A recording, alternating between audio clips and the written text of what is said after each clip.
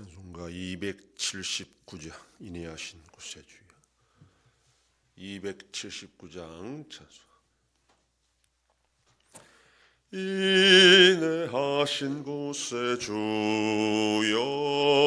내가 비오니 죄인오라 하실 때에 날 부르소서. 주여 주여 내가 비오니 죄인오라 하실 때에 날 부르소서.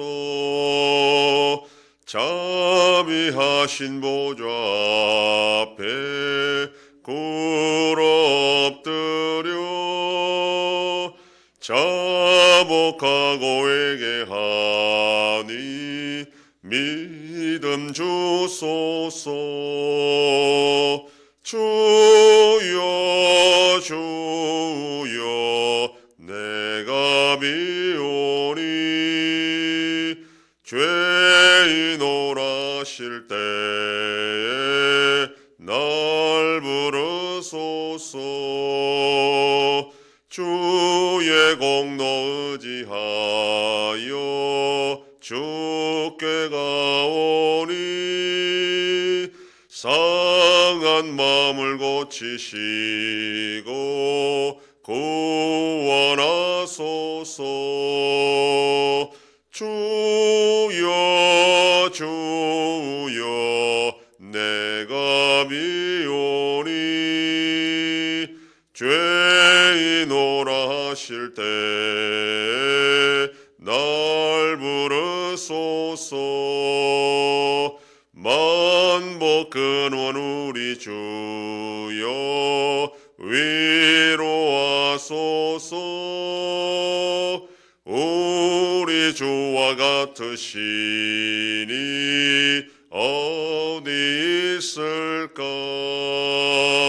주여 주여 내가 비오니 죄인오라 하실 때에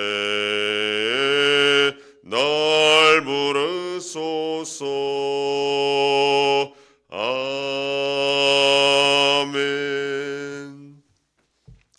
전능하사 천지를 만드신 하나님 아버지를 내가 믿사오며 그 외아들 우리 주 예수 그리스도를 믿사오니 이는 성령으로 잉태하사 동정녀 마리아에게 나시고 본디오 빌라도에게 고난을 받으사 십자가에 못 박혀 죽으시고 장사한 지 사흘 만에 죽은 자 가운데서 다시 살아나시며 하늘에 오르사 전능하신 하나님 우편에 앉아 계시다가 저리로서 산자와 죽은 자를 심판하러 오시리라. 성령을 믿사오며 거룩한 공예와 성도가 서로 교통하는 것과 죄를 사하여 주시는 것과 몸이 다시 사는 것과 영원히 사는 것을 믿사옵나이다. 아멘. 하나님 말씀 창세기 30장 1절에서 24절까지의 말씀입니다. 구약성경 44페이지 창세기 30장 1절로 24절 말씀 한 절씩 교독합니다. 라헬이 자기가 야곱에게서 아들을 낳지 못함을 보고 그의 언니를 시기하여 야곱에게 이르되 내게 자식을 낳게 하라. 그렇지 아니하면 내가 죽겠노라.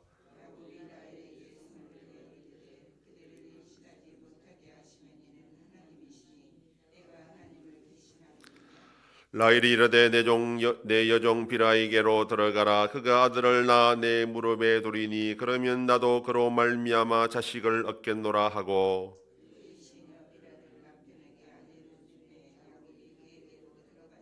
비라가 임신하여 야곱에게 아들을 낳은지라.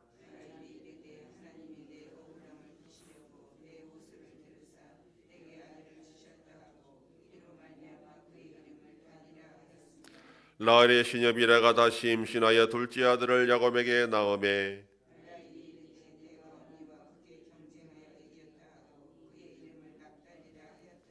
레아가 자기의 출산이 멈춤을 보고 그의 시녀 실바를 데려다가 야곱에게 주어 아내로 삼게 하였더니 레아가 이르되 복되도다 하고 그의 이름을 가시라 하였으며 레아가 이르되 기쁘도다 모든 딸들이 나를 기쁜 자라 하리로다 하고 그의 이름을 아셀이라 하였더라.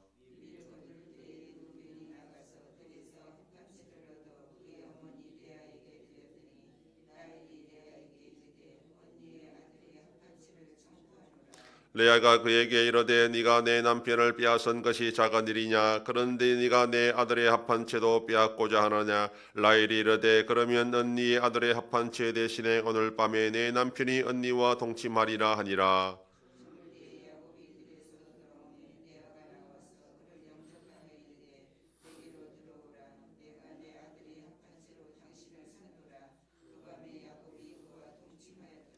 하나님이 레아의 소원을 들으셨으므로 그가 임신하여 다섯째 아들을 야곱에게 낳은지라.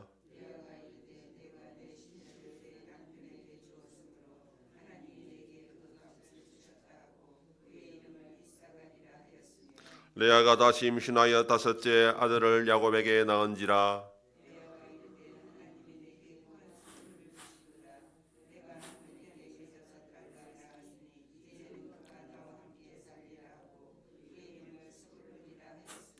그 후에 그가 딸을 낳고 그의 이름을 디나라 하였더라.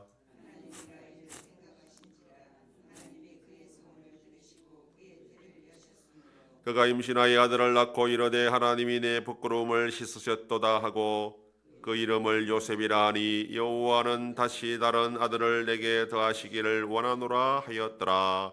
아멘.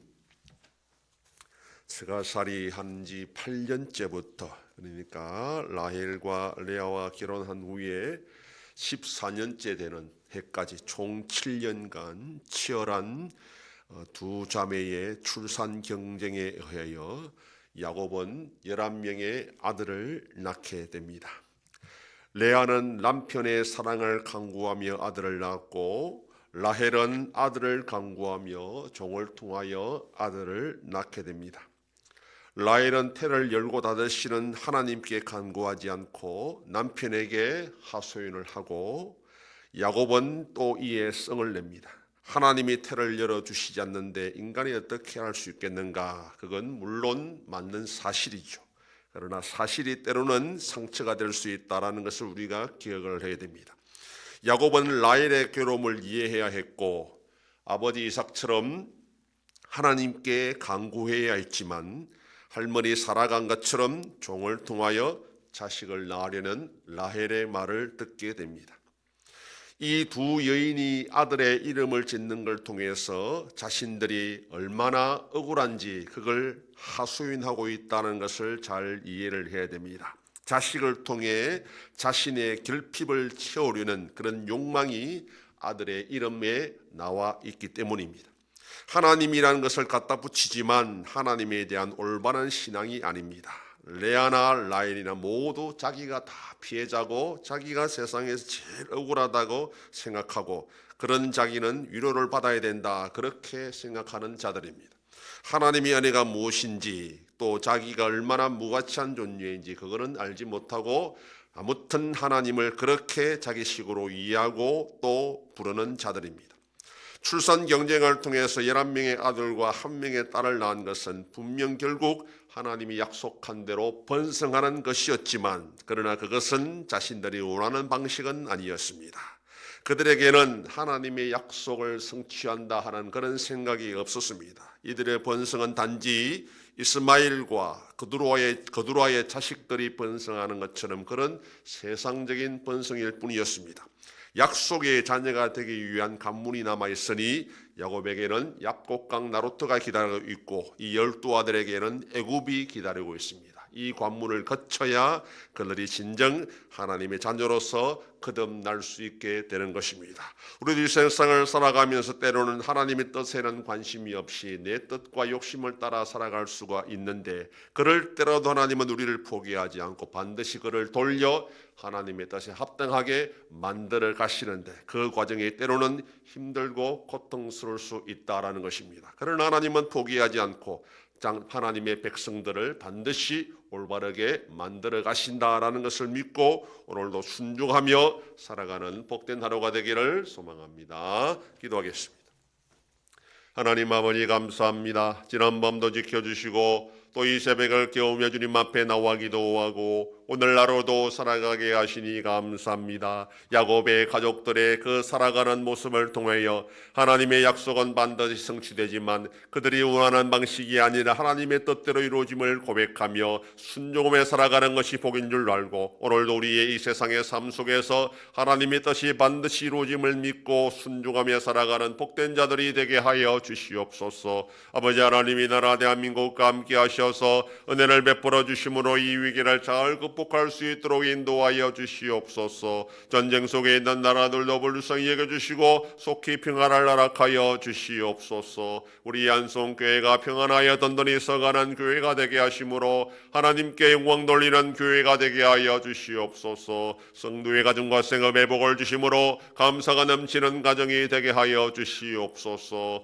자녀들의 삶 가운데도 함께해 주시고 대중생명과 어린 생명들을 지켜주시옵소서. 연로하신 어르신들 붙잡아 주시며 병중에 있는 성도들을 불쌍히 여기사 치료하여 주시고 회복시켜 주시옵소서. 이 새벽에도 주님께 기도하는 종들을 기억하시고 간절히 구하고 빌 때마다 들으시고 속히 응답하여 주시옵소서. 감사드리며 예수님 이름으로 기도드립니다. 아멘. 하늘에 계신 우리 아버지여, 이름이 거룩히 여김을 받으시오며 나라의 임하옵시며 뜻이 하늘에서 이룬 것 같이 땅에서도 이루어지이다. 오늘날 우리에게 일용할 양식을 주옵시고 우리가 우리에게 죄 지은 자를 사하여 준 것 같이 우리 죄를 사하여 주옵시고 우리를 시험에 들게 하지 마옵시고 다만 악에서 구하옵소서. 대개 나라와 권세와 영광이 아버지께 영원히 싸움나이다. 아멘.